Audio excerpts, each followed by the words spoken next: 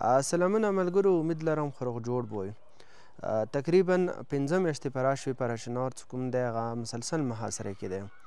دا د تاریخ بدترینه محاصره دی او دا د ریاست د دغه حکمرانانو یا د پاکستان کوم سټیټ دی هغه د یو غټ فیلیر دی چې 150 ورځې په راشوي اوسه پورې کوم مین روډ دی چې هغه صرف 15 کیلومیټر دی یا 20 کیلومیټر دی یا ډېر بخیر 25 کیلومیټر دی اوسه پورې هغه مدرب دپاره کلاو نه شو.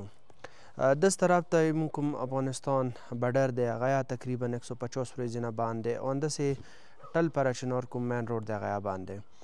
یوه طرف ته موږ کسو ټوله دنیا راغلي دی چمپین ټرافي د کیږي کرکټ د کیږي هغوی دپاره های پروتوکول آرمډل سهولیات ورته اویلیبل دي. بل طرف ته وخت د کیپي کوم ضلعې دي یا دلته کوم علاقې دي هغه کې تاسې وکسوئ مسلسل دهشتګردۍ شروع دی. دا کسان کومه ځینه راغله څنګه راغله او ریاست یې ویلي که بونه شکایده یا سولیه نشان دی. که لکي مروت وګورئ که خیبر دی که کرم دی که کوم یو ځای ویلی نه دی هر ځای کې دهشتګردۍ چې کومه دی هغه خپل عروج باندې دی. پېښور ورنه نه دی محفوظ، کوهاټ ورنه نه دی محفوظ. خو مین خبره د کرمې دی. ریاست دپاره دا یو سولیه نشان دی چې تقریبا 150 ورځې نه دا روډ چې کوم دی دا بند دی. آیا دا 15-20 کیلومیټر کومه علاقه دی ایدی څه په دوره مشکله دی. آیا دا 15-20 کیلومیټر کومه فاصله دی دې کې چې ته امریکا سټیټ اسرائیل یا داسې رشیا دا شی غټ غټ قوتونه ناست دي چې دوی څه په دوره مشکله شوه. آیا دا کوم روډ دی د ټل پرچنار مین روډ آیا دغه باندې چې ته داسې کسان موجود دي چې هغوی سره جټ جاسوس ډرون ایوریتینګ هغوی سره اویلیبل دي. دلته که خوارج دي که دهشتګرد دي دا یو سویلیه نشان دی ویلي دي چا راوستل څنګه راغلل. بله خبره دا دی چې پرچنار کوم دی هغه صرف عام خلک او صرف شیعه فریق دا به زه وایم صرف یو فریق شیعه چې کوم دی هغه محاصرې کې دی. هغه سره اپر کرم کې کوم تری منګل بشاره مقبلده او سره محاصرې کې دي. خبره دا دی چې عام شهري ویلې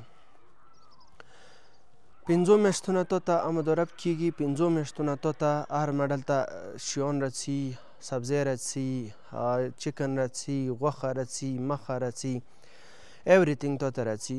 د هغه چې کوم دی دغه خلک چې کوم دي دوی ته نه شی خورنوش رسي نه بل څه رسي. دا خلک چې کوم دي دغو سره تا انتهایي ظلم شروع کړی دی. یو بګن دی ډي سي درته وویشتلو کمانډنټ نه یې درته حمله وکړله عام خلکو نه یې درته حملې وکړې سیکیورټي فورسز بله یې درته شهیدان کړه. دریو کې کنوایه یې ووهلې 105 نه پورته کسان مړه کړل. آیا دې څه په ډېره غټه خبره دی. دا بګن چې کوم دی آیا دی چې ته جنت ټکړه وه آیا دی چې ته د یو ریاست و چې هغه بس اوس صرف بازار یې وسول اوس اسمان ته وختلو.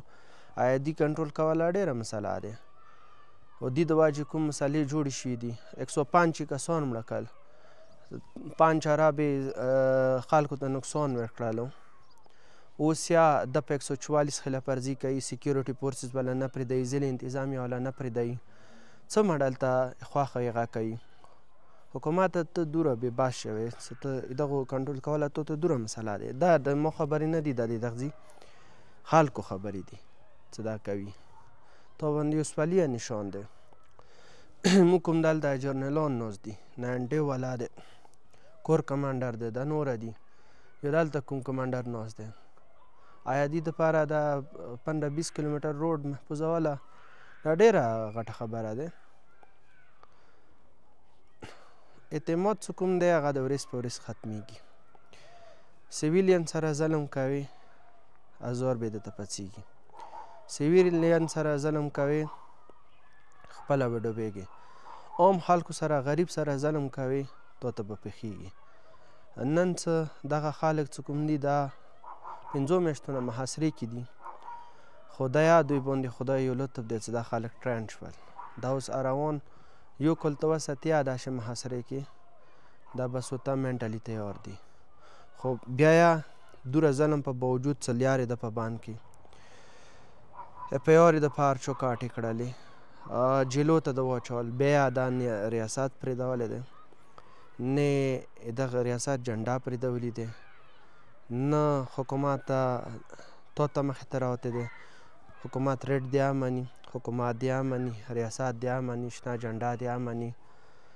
او څه قسم ته د ته غواړې هغه کې د تو سره مددتیا کوي. خو دا چې پر امن شهري څه کله زیات تانګ راتانګ کړي نو هغه بیا انجام ښه نه وي. کوشش وکړئ چې د کوم ظلم مو شروع کړی دی دا بند کړئ. څنګه پنجاب کې امن دی، څنګه سند کې امن دی، همداسې کې پې کې اړوله. د وینې دپاره، د مړ کولو دپاره صرف بلوچستان او کې پې والا خلک نه دي چې د مور ته غوټ کړي ته بس هغه که مړه که. نه، د هر چا دپاره دي. ما ته اجازت راکړئ.